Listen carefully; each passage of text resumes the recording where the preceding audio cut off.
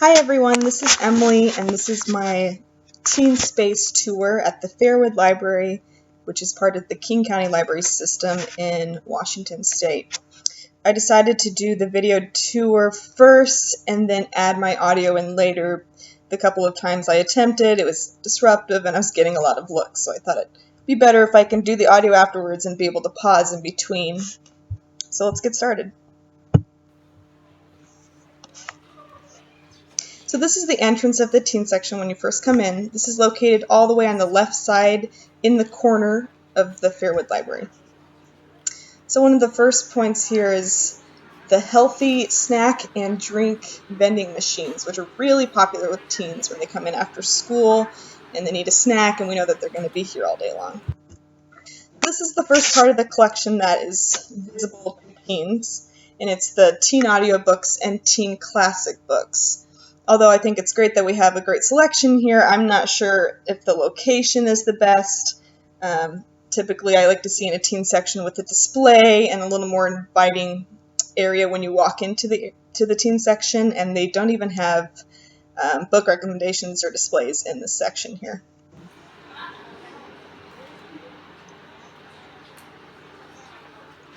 So located on the right-hand side here is the cyber bar with plugins. This is really popular with a lot of different age groups. It's nice because there's the plugins right there so you can bring your personal devices, laptops, and charge your phone right there at the library and have that little separation with the half wall.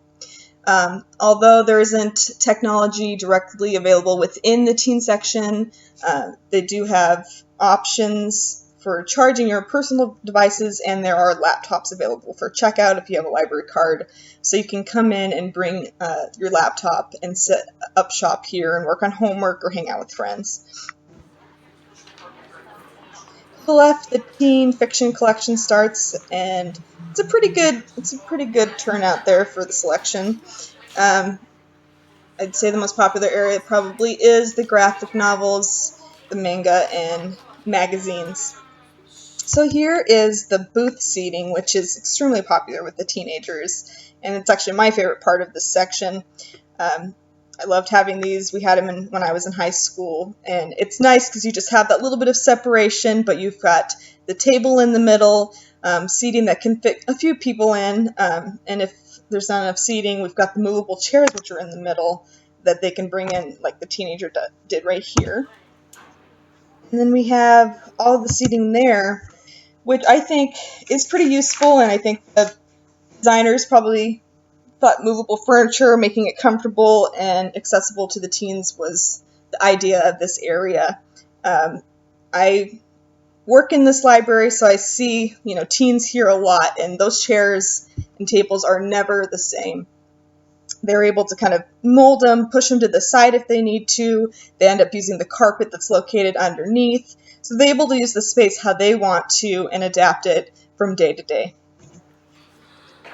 And that's where the graphic novels and magazines are located. I think it's got a good placement as far as access to the teens in the section. This is where they sit and actually end up staying the longest around the seating area. So for them to grab them right here is pretty nicely located.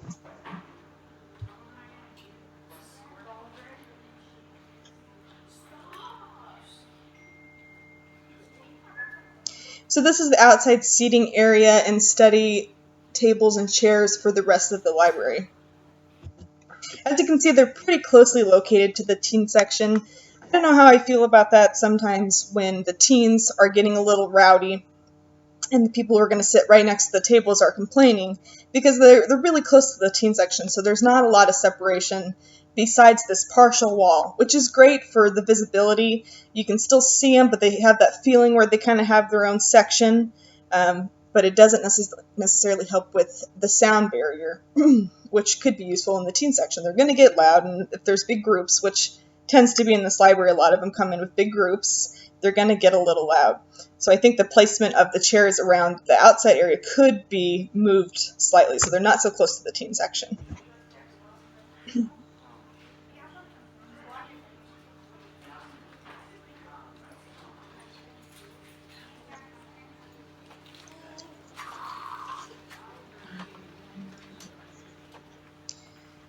So coming up here are the reference and circulation desk. This is the closest service point for teens to access. As you can see, it was a pretty short walk for me. You can see it when you're working at the circulation desk. You can see the teen section clearly, and I know the teen librarian, and she does a lot of roving, where she goes around to the area, introduces herself, and it's close enough for her to be from the desk, and she'd be sitting at the closest one in the video, where teens can get up and ask her questions, even though she doesn't have a place directly in the teen section.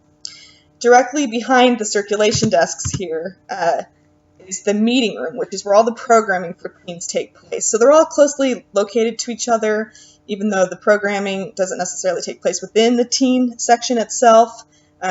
It's within the library, and because the teen librarian does get to know a lot of the regulars, they know where to go when they're programming during the week.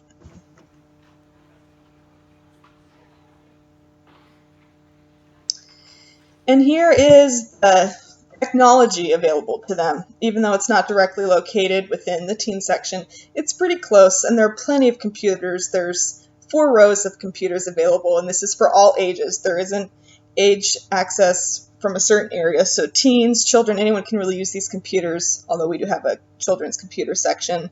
So it's up to them where they feel comfortable.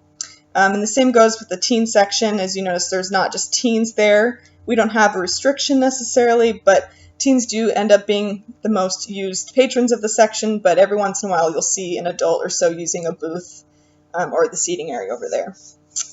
All right, thanks for listening.